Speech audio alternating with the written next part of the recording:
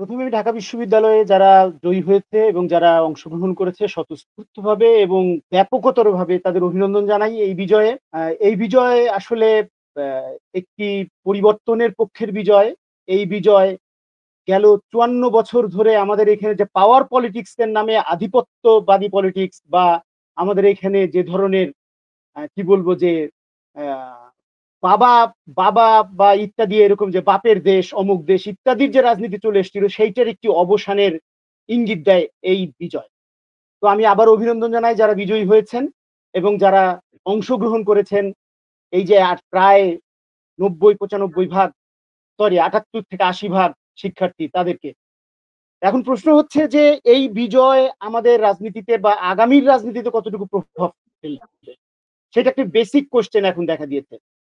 তো সেই জায়গাটা আমি আসতে চাই প্রথমেই। আরেকটি জায়গা নিয়ে আমি আলোচনা করব যে এই যে বাংলাদেশে এই যে আধিপত্যের রাজনীতি বা এই যে খবরদারির রাজনীতি বা এই যে ট্যাগিং এর রাজনীতি, এই রাজনীতির অবসানের যে শুরুটা হলো এটা নিয়ে আমি পরের ধাপে একটু আলোচনা করব। তো প্রথমেই আমি আলোচনা করতে চাই আসলে যে এই যে আমাদের এইখানে এই পরিবর্তনটা কেন হলো আসলে?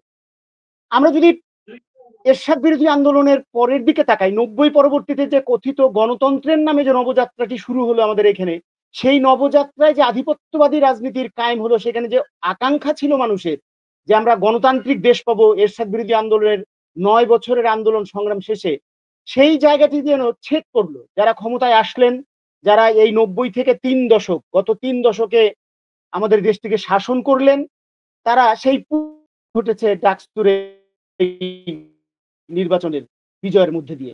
একটি দিক। আরেকটি দিক হচ্ছে যে কেন এই পরিবর্তনটি আসলে হলো? এটা কি হুট করে এই ২৪ এর গণঅভ্যুত্থানের পরে হঠাৎ করেই ১ বছরে হয়ে গেল? সেটা আমি মনে করি না।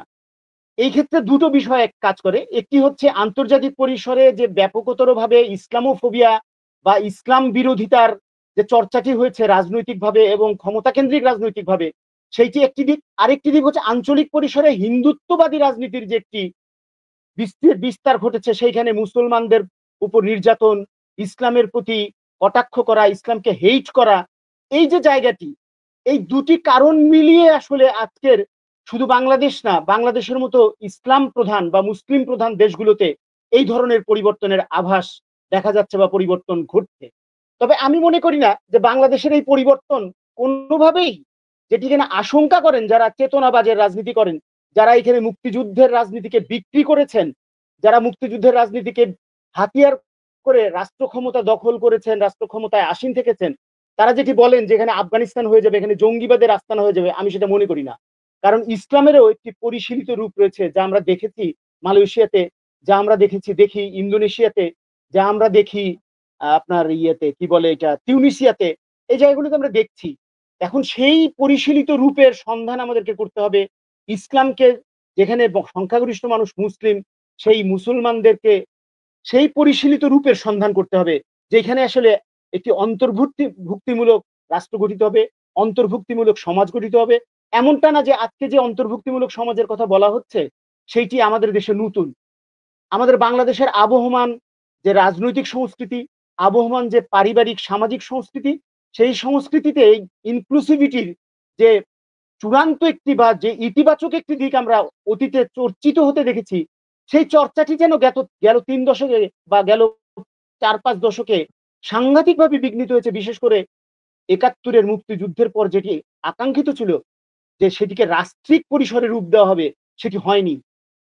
যে কারণেই আজকের এই ভ্যাকুয়াম তৈরি হয়েছে। আর এই ভ্যাকুয়ামের জায়গাটিতে জেনজিরা রাষ্ট্র ক্ষমতাকে উপড়ে ফেলে দিচ্ছে। কিন্তু সেই সাথে একটি নেতিবাচক দিকে রয়েছে জেনজিদের।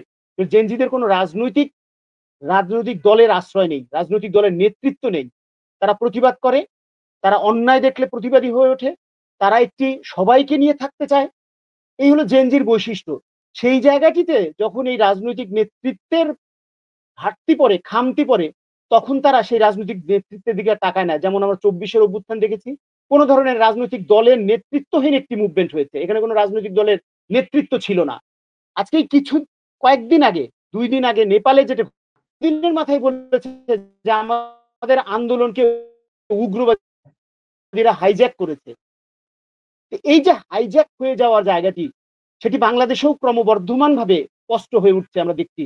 সেই জায়গাটিতে আমরা আজকে যারা জেনজিকে ধারণ করছি, যে রাজনৈতিক নেতৃত্বগুলো জেনজিকে ধারণ করছে, তাদের উচিত হবে আসলে সেই জেনজিদের আকাঙ্ক্ষাকে একটি রাষ্ট্রনৈতিক রূপ দেওয়া বা রাজনৈতিক আকাঙ্ক্ষাতে রূপ দেওয়া, রাজনৈতিক সংগঠনের রূপ দেওয়া, যেটি কিনা একটি রাষ্ট্রনৈতিক পরিসরের জন্ম দেবে, রাষ্ট্র পরিচালনার জায়গায় জেনজিদের প্রতিনিধিত্ব নিশ্চিত করবে। তো সেই জায়গাটি থেকে আমি মনে করি যে ডাকসুর এই নির্বাচন, যদিও আজকের যে ডাকসু নির্বাচন, এই ডাকসু নির্বাচন ৬৯-এর গণঅভ্যুত্থান পরবর্তী নির্বাচন না। আজকের এই ডাকসু নির্বাচন ৭১-এর ৭৩-এর ডাকসু নির্বাচন না। এমনকি ৯০ ডাকসুরও নির্বাচন না।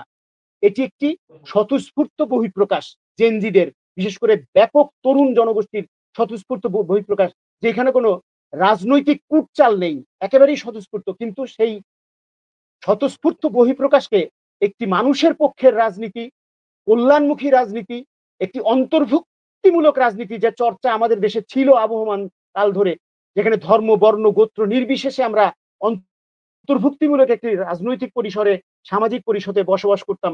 সেই জায়গাটিকে একটি রাষ্ট্রনৈতিক পরিসরের জায়গায় নিয়ে যেতে হবে, রাষ্ট্রনৈতিক রূপ দিতে হবে। রাজনৈতিক রূপ না দিয়ে দিলে আবারও বাংলাদেশ ওই বেহাত বিপ্লবের মতো, যেটা শ্রীলঙ্কার জেনজিরা ২ দিনই বলে ফেলেছে যে আমাদের আন্দোলন হাইজ্যাক হয়ে গেছে। তো আমি আশা করব যারা কিনা রাষ্ট্রনৈতিক পরিসরে চিন্তা করেন, তারা এই জেনজিদের উত্থানকে, জেনজিদের বহিঃপ্রকাশকে রাষ্ট্রনৈতিক রূপ দিয়ে মানুষের পক্ষের একটি রাষ্ট্র গঠনে, মানবিক একটি রাষ্ট্র গঠনের দিকে বাংলাদেশে নিয়ে যাবে।